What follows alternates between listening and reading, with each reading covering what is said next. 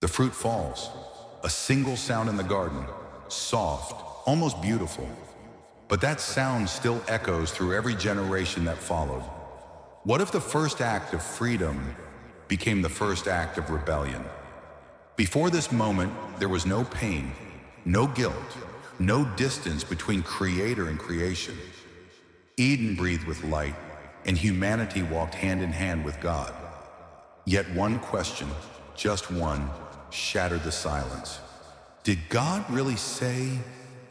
From that whisper, everything began to unravel. Trust turned into doubt, love turned into fear, and innocence vanished like morning mist. This story is not just ancient history, it is the mirror of every heart that's ever wrestled with choice, pride, and consequence. In this video, you'll discover why sin began not with defiance, but with doubt. You'll see that the fall was more than punishment. It was the breaking of relationship, and you'll witness how grace began to move, even as humanity fell. Before there was shame, there was a choice, and that choice still lives in every heart today. The garden was quiet. Light moved like silk through the trees, and the river sang a low, steady hymn. Adam worked. Eve watched the way morning warmed the leaves. Nothing was missing.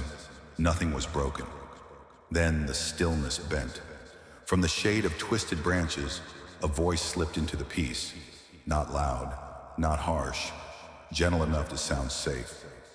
Did God really say? Eve turned toward the serpent. His words felt reasonable, almost caring, like a friend asking for clarity. That is how deception begins.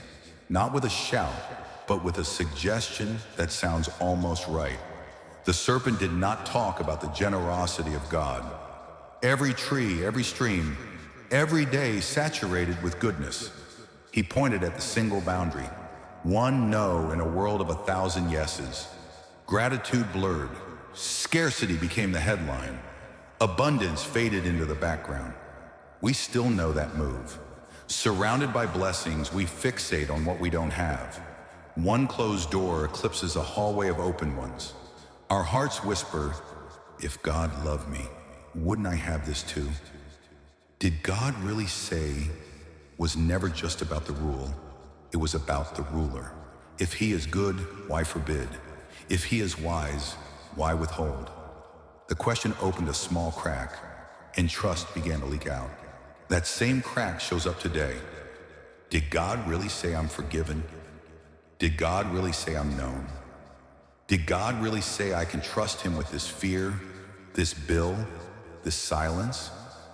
Once God's goodness feels uncertain, obedience becomes optional. Holiness becomes negotiable. Our compass spins. You will not surely die. The serpent did not deny. He diluted. He trimmed the edge of consequence. He reframed authority as limitation. He sold enlightenment without cost, growth without surrender, power without presence. Half-truths travel well. They sound intelligent. They flatter the ego. They let us keep one hand on faith and the other on control. But a half-truth is a whole doorway. Step through it, and you leave Eden's clarity for a fog that looks like freedom and feels like drifting. Eve's humanity wasn't monstrous. It was curious. The fruit looked good. The idea sounded wise. She wasn't chasing darkness. She was reaching for more. That is the subtlety of sin. It markets itself as improvement. Be more, know more, control more, while subtracting the very thing that makes us alive, trust. And Adam's silence, it was its own sermon.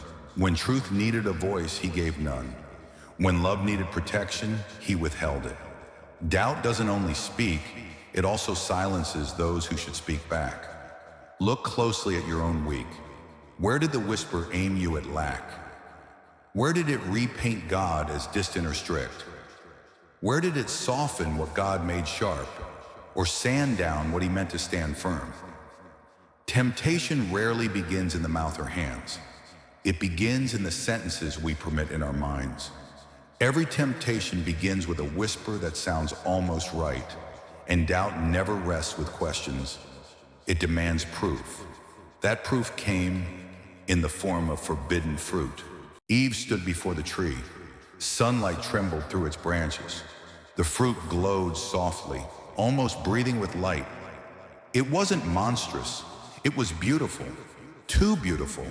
In its stillness, it seemed harmless. And that's how sin hides best, not in ugliness, but in attraction. The serpent's voice lingered. You will not surely die. You will be like God. The thought stirred something deep, a hunger not for rebellion, but for understanding. Curiosity bent into desire, and desire reached for what trust once held. Eve's fingers brushed the fruit. The skin was cool, smooth, alive. Creation held its breath. She took it and ate, not out of hatred for God, but out of the illusion that she could add to his design. The act was small, the impact eternal. It wasn't about the fruit, it was about authority, humanity's first declaration of independence. I decide what's right, and Adam stood beside her, silent, watching. He could have spoken, he could have stopped her, but he didn't. His silence became the first echo of abdicated responsibility, the choice to let truth die quietly instead of defending it. When leadership grows quiet, chaos speaks louder. The moment the fruit touched their lips, light shifted, shadows lengthened. The wind that once sang now fell still. The taste was sweet, then bitter. Their eyes opened, but instead of wisdom, they saw themselves. For the first time, shame existed. They sewed fig leaves to hide what purity had never judged. They wanted knowledge, but lost innocence. And that trade has haunted humanity ever since.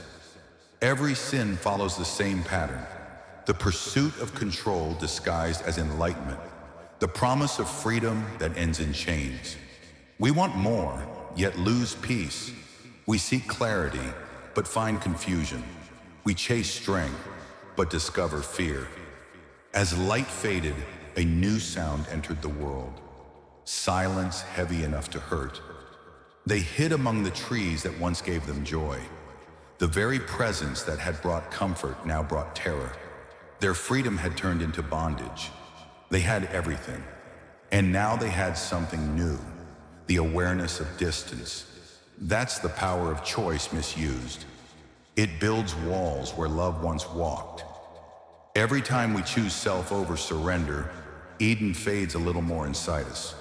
But even in their hiding, hope remained, because mercy does not wait for perfection, it walks toward failure. They wanted knowledge, but lost innocence. The air was heavy. The garden, once alive with light and laughter, now stood still. Leaves trembled as if creation itself knew something sacred had broken. And then came the sound. Footsteps, slow, steady, near. Where are you? The voice wasn't angry. It was grieving. Not thunder, not wrath. Just the sorrow of a father calling to children who hid from his love. Adam and Eve froze. Shame burned deeper than fear. They had covered their skin, but not their hearts. Their answer was fragile. I heard you in the garden, and I was afraid. Fear, the first fruit of sin. The same voice that had breathed life into dust now echoed through distance. God's question wasn't for information. It was an invitation, but relationship had fractured. Trust, once effortless, now felt impossible. Humanity lost more than paradise. It lost presence. The second loss was harmony. The ground that once welcomed their touch would now resist it. Thorns would rise where flowers once grew.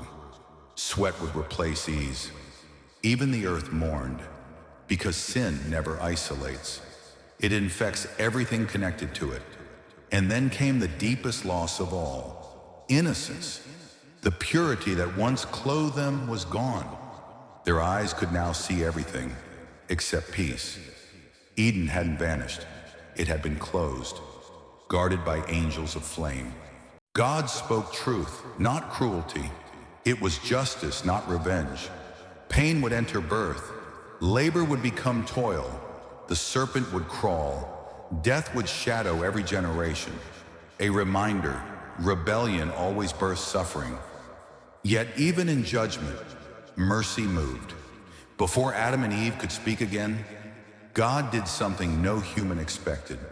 He took the life of an innocent animal and made garments of its skin to clothe them. It was the first sacrifice, the first substitution. Blood was shed so shame could be covered. The same hands that formed them from dust now wrapped them in mercy. This was not a cold decree. It was a covenant in disguise. The price of sin had been revealed, but so had the promise of grace. The covering whispered of a day yet to come, when another innocent would die, not to clothe bodies, but to cleanse souls. They left Eden slowly, tears tracing the dust. Behind them, the gate closed in divine light. But even as they walked into a world of thorns and distance, mercy followed. Every sunrise, every heartbeat, every breath, proof that God had not abandoned his creation. They were lost, but not forgotten, broken, but not forsaken. Even in exile, his mercy walked beside them. Because the story of the fall wasn't an ending. It was the beginning of redemption. Sin entered, but grace followed. That's the heartbeat of every story since Eden. The fall shattered harmony, but not hope. The voice that once called, "Where are you?" still echoes across time, reaching not into perfect hearts, but into broken ones. God didn't withdraw when humanity ran. He pursued. The same love that clothed Adam and Eve still covers you. Sin no longer looks like forbidden fruit. It looks like distraction, pride, resentment, self-reliance. Every time we chase control instead of surrender, the garden fades a little more inside us. Yet every time we turn back, every whispered prayer, every quiet "help me," Eden flickers back to life. Grace never waits for perfection. It meets us where we fall. Maybe your heart feels distant. Maybe shame says you've gone too far. But listen closely. The same voice that once asked, "Where are you?" is still calling your name today. Not to expose you, but to restore you. Not to remind you of what you've lost, but to lead you back to what was never gone. His presence. Take a moment. Breathe. Look at your own life. The choices, the noise, the longing. And remember, you were never meant to live outside the garden. The ache for peace, purpose, and forgiveness isn't weakness. It's memory. It's the echo of Eden calling you home.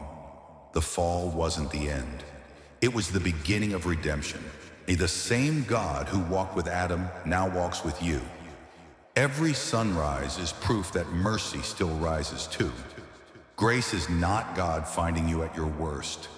It's Him choosing you there. If this message touched your heart, share it with someone who needs grace today.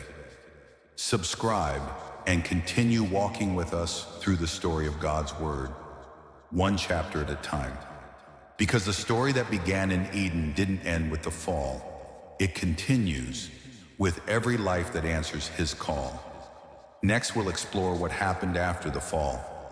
The first brothers, the first blood, and the first glimpse of redemption.